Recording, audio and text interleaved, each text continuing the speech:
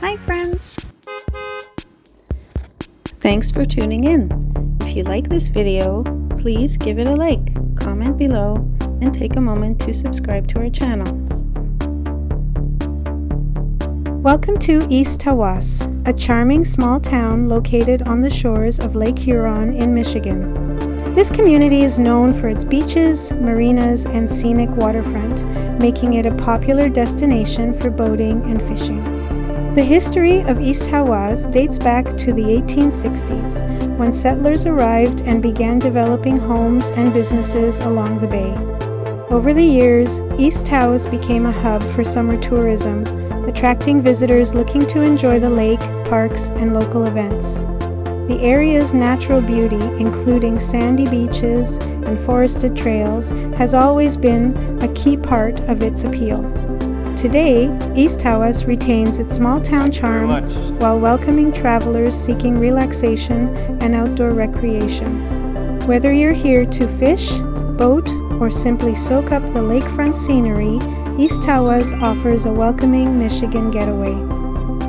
Thank you for joining us on this tour of East Tawas, Michigan.